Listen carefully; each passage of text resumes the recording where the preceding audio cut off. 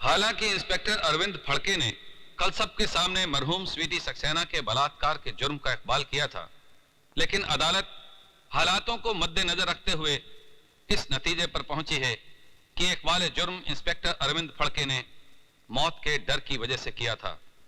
तमाम गवाहों के बयानात सुनने के बाद यह अदालत इस नतीजे पर पहुंची है कि विजय सक्सेना ने अपनी बहन का बलात्कार किया है।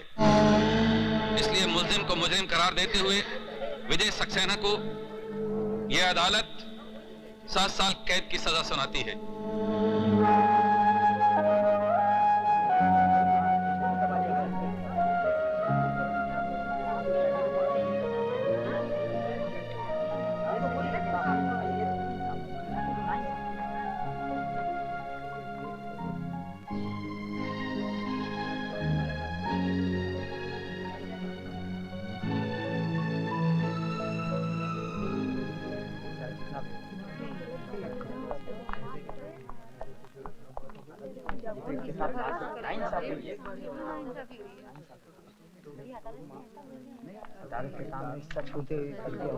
जज साहब, इंसानों का मुकद्दर तो आसमान पे बैठा भगवान लिखता है, लेकिन आपने मेरा मुकद्दर लिखा है, वो भी जुर्म की स्याही से। आपने फैसला नहीं सुनाया जज साहब, बल्कि मेरे माथे पे ऐसी एक मोहर लगा दी है कि अब कोई भी बहन अपने भाई पे विश्वास नहीं करेगी।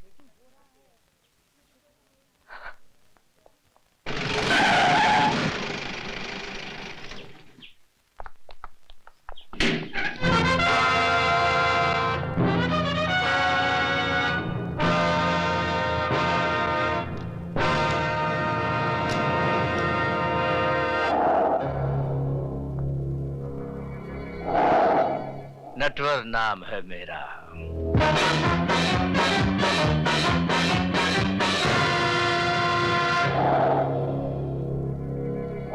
मेरे बाहर आते ही तू अपना नाम भी भूल जाएगा। क्या डायलॉग मार गया साला।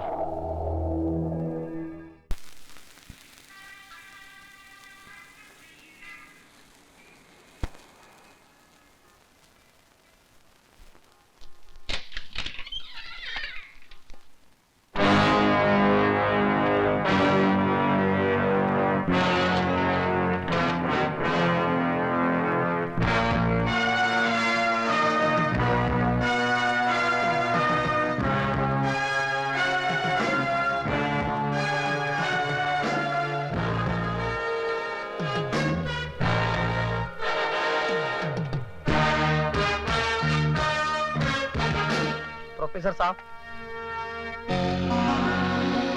आप अपने कलम भूल गए थे।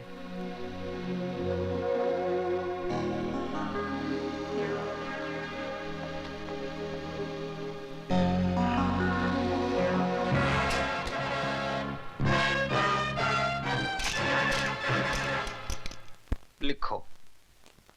माननीय महोदय जी, हमें आपकी भेजी हुई एनसीसी की यूनिफॉर्म मिली। लड़कों की यूनिफॉर्म तो ठीक है, लेकिन लड़कियों की यूनिफॉर्म तो इतनी तंग है, इतनी कड़क है कि संदूक खोलते ही गोली अपने आप चल पड़ती है। आपका शुभ चिंतक राजवंश कोठारी। टाइप करके दस्तखत करवाने के लिए अभी आती हूँ। अब तो इस उम्र में सिर्फ दस्तखत ही कर पाता हूँ। जल्दी आना।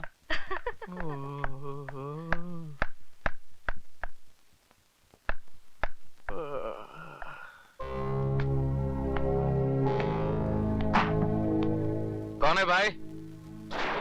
ये प्रिंसिपल का रूम है या पब्लिक का संडास? जब चाहा तब घुस गए। चलो बाहर जाओ, पूछ कर आओ कि क्या मैं अंदर आ सकता हूँ। अंदर तो मैं 7 साल तक था, अब मैं बाहर आ गया हूँ।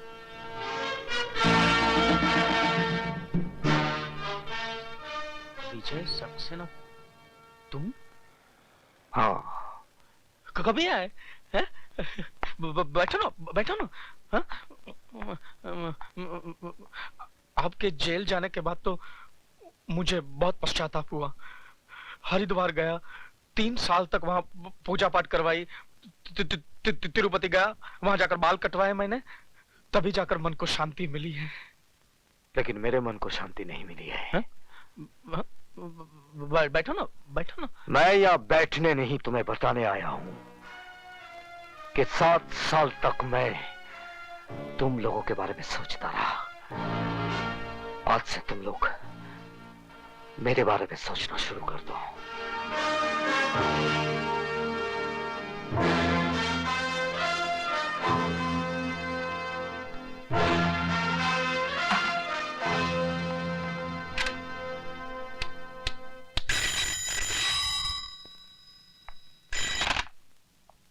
नटवर नाम है मेरा।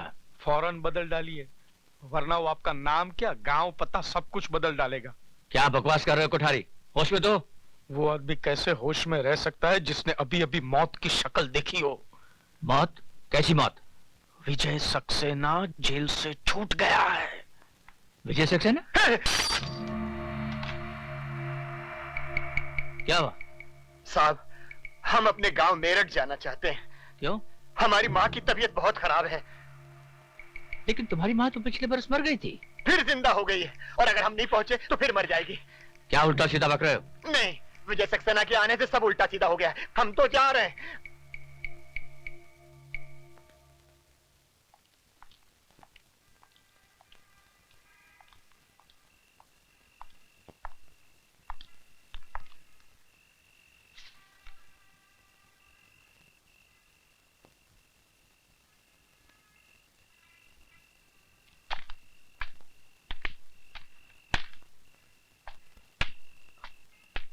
डॉक्टर असलम, तुम यहाँ क्या कर रहे हो? यही मैं तुमसे जानना चाहता हूँ।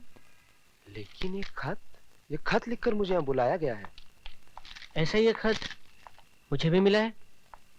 डॉक्टर असलम, अरे विशाल, एक खत मेरे पास भी है। एक जैसा खत सबको?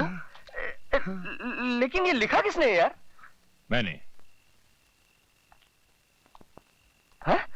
सर आप? हाँ, मैं। जिस आदमी ने इल्म के दिए से तुम सबकी अंधेरी जिंदगियों को रोशनी में बदल दिया था, वही प्रोफेसर विजय सक्सेना आज जेल की अंधेरी कोठरी से छूटकर बाहर आ गया है। क्या विजय साहब जेल से छूट गए?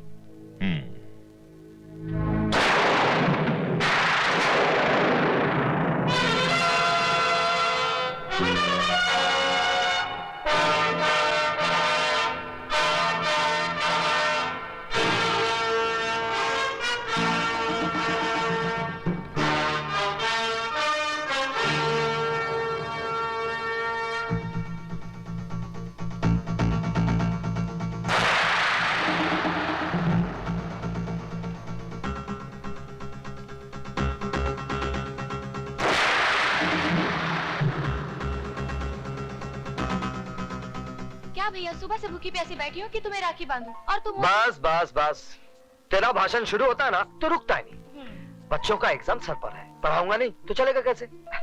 चला जा। ठीक है, आप बैठो तो सही। अब जल्दी से राखी बांध दे। जी।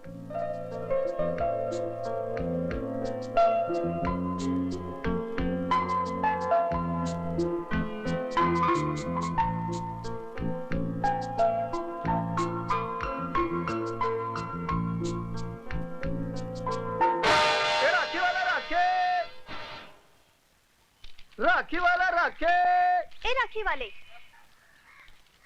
एक राखी देना। कौन सी दूं? किसके लिए राखी खरीद रही है बेटी? तेरा तो कोई भाई भी नहीं है। माँ, कोई भाई ऐसा भी तो होगा जिसकी बहन ना हो, क्यों नहीं उसे राखी बांधो? ये लो, बांधो राखी।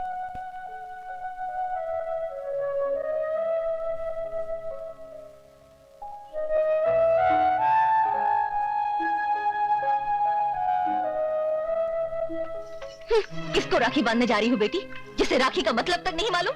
पर ये कौन है माँ? क्या किया है इसने? इसने वो किया है जो आज तक किसी भाई ने नहीं किया। बहन की इज्जत बचाने के बजाय उसकी इज्जत लूट ली। बेशर्म, अभी तक जिंदा है। नाक वाला होता तो कब का रेल की पटरी पे अपनी जान दे देता। हाँ।